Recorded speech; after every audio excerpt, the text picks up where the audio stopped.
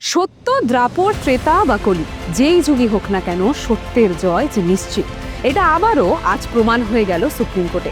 আমরা প্রত্যেকে জানি যে বাংলাকে হেনস্থা করার জন্য ক্রমাগত ক্ষেত্রে ইসিআই, ক্ষমা করবে, ইসিআই বলাটা একটু ভুল হবে, ইলেকশন কমিশন অফ বিজেপি ক্রমাগত চক্রান্ত করে গেছে। কিন্তু সেই চক্রান্ত মুখ থুবড়ে পড়লো আজকে সুপ্রিম কোর্টে, যখন সুপ্রিম কোর্টের বিচারপতি এটা স্পষ্ট করে দিলেন যে ইআরওর সিদ্ধান্তই শেষ সিদ্ধান্ত হবে।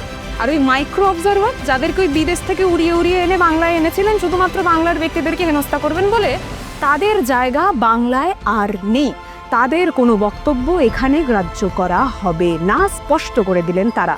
শুধুমাত্র তাই কেন, তার পাশাপাশি এই দৃশ্য আমরা দেখলাম যে কিভাবে ক্রমাগত ক্ষেত্রে যখন বাংলার বিভিন্ন ব্যক্তিদেরকে তাদের নাম বা সারনেমের জন্য বারবার হিয়ারিংয়ে ডাকা হচ্ছে, হেনস্থা করা হচ্ছে, সেই জায়গাটাও কিন্তু মুখ থুবড়ে পড়লো তারা। কারণ তারা স্পষ্ট করে দিলেন যে বাংলার সারনেমে সেখানে মাঝখানে কুমার যুক্ত বা কুমার কেটে যাওয়া, আগেও আমি এই কথাটা বলেছি যে অনেকের মাঝখানে রানী বা রানী পরবর্তীতে কেটে যায়, আমাদের দিদাদের নামের ক্ষেত্রে সেই দৃশ্য আমরা দেখেছি।